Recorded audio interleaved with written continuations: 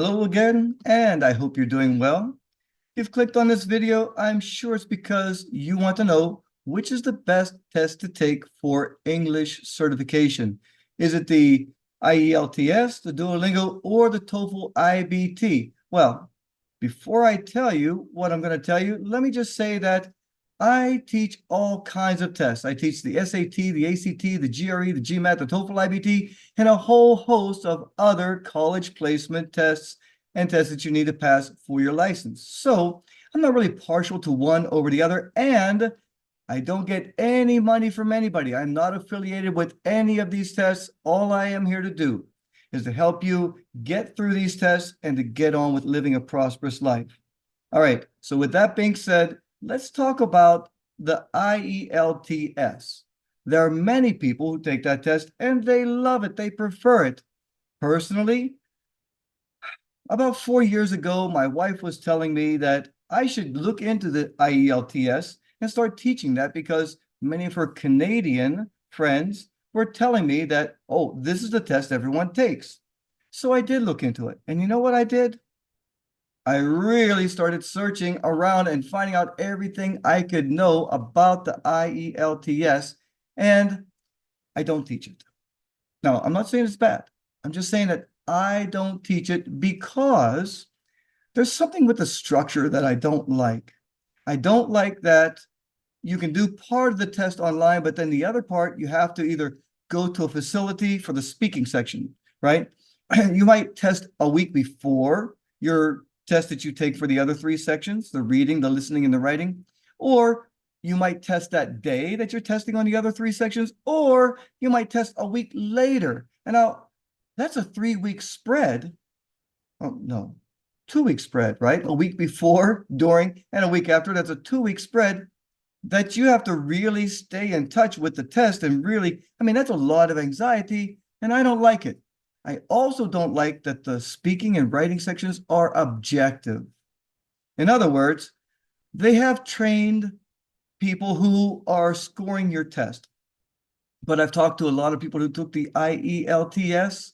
And first of all, if you're taking it in person, you go into a room with someone else, a stranger that you're not familiar with. That's kind of intimidating. And it's their opinion of how you score. I don't like that at all. I'm sure they have certain rules, but that human being sitting there looking at you and judging you, I don't like how that works. So because of that, I don't teach the IELTS. I don't not recommend it, but it's up to you what you want to do with that. If you're a person who feels comfortable with someone judging you, fine. But if you're not, you might want to go with one of the other two tests. Now let's talk about the Duolingo. The Duolingo came out and it's like a cheap alternative. Ooh, everybody was jumping on board with the Duolingo this and the Duolingo that. So of course, I had to look into it because if so many people are trying to take it, many people are going to fail and they need to learn how to take the test. Every test has rules. Every test has structures and rules. So I wanted to know, how can I help these people? I looked into the Duolingo. It's a basic skills test.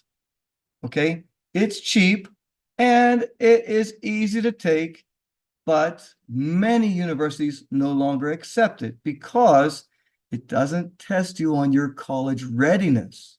Okay, it's a very, very basic skills test that's easy to take.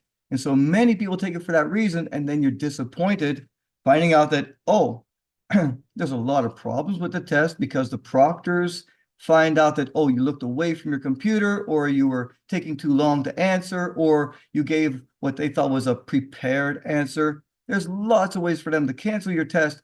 And then you just have to take it over and over and over and over and over again. And it's not cheaper when you have to take it so many times, only to find out that the university you were applying to doesn't take it anyway. And if you're going for your career, for your license, forget about the Duolingo altogether. And that brings us to the TOEFL IBT. Now, I am a TOEFL tutor, and I've been a TOEFL tutor since 2007. I've owned my own academy, Praxis Group International Language Academy, since 2007. I have thousands of students who have passed the TOEFL IBT, and they've all gotten on with their lives. Let me tell you about the TOEFL. Many people think the TOEFL is hard. It's just so hard, mister. I've taken it 10 times. I can't pass it. I got to do something else. The TOEFL IBT is hard like anything else is hard. When you don't know how to do it, it's hard. But when you know how to do it and you know and you practice enough to do it well, it gets easier and easier and easier. The TOEFL IBT, way back when I first started, I hated this test. Oh man, I hated this test. For years, I would write letters to ETS and I complained about how the test wasn't fair. And many people were suing ETS because they thought it wasn't fair. But ETS has never lost a battle in court because the TOEFL IBT is fair. The TOEFL IBT is fair because it has very specific structures and rules. Even in the speaking and writing sections, they have a rubric, very specific structures and rules. And if you know the structures and rules of the test, you can easily score over 100. That's right. Now, if your English skills are low, it's going to take you a little while to build up your English skills to be able to pass the TOEFL IBT with 100. But if your English skills are intermediate to advanced, you can easily score over 100. Okay, so it's all about knowing how to take the TOEFL IBT. There are many ways to take it wrong, and there's lots and lots of tutors that teach you how to do it wrong. And that's why you struggle so much. I'm telling you, I just talked to a lady yesterday. She's got a whole book full of vocabulary words that she's been told by her tutor that she has to go through all these. She saw my videos on YouTube and said, Mister, you said, forget about TOEFL vocabulary lists. I'm like, yes, forget about TOEFL vocabulary lists. You will never be able to read enough words to prepare for the TOEFL IBT because 250,000 words in the English language, and they're adding 10,000 new words every year. How do you know which of those words are going to be on your TOEFL test? And believe me, if there was a list that I can make that of TOEFL vocabulary words that I could make that would make your life easier, I'd be giving it to you. Okay, I wouldn't be selling that list. I'll be giving it to you. But there is no such list. I tried, right? I spent a year studying all the TOEFL tests I could find so I could make that TOEFL vocabulary list. Doesn't exist. Don't waste your time. Okay? Don't waste your time. Don't waste your time on templates. The TOEFL IBT has very specific structures and rules. That's what makes it fair. That's what I teach you in my classes.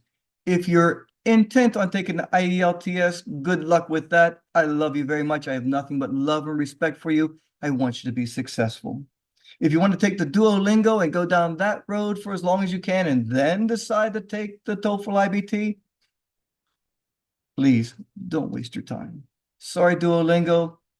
Maybe you're a good test for some people who just need that basic skills test. But if you're trying to get into a university or to get your license, it's not the test for you.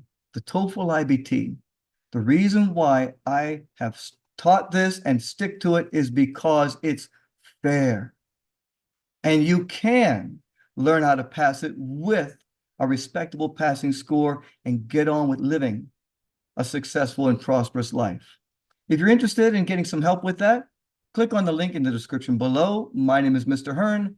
I've been a TOEFL tutor since 2007, helping people as much as I can, right? Helping you to get a respectable passing score on your TOEFL IBT. Click on the link and I'll see you there.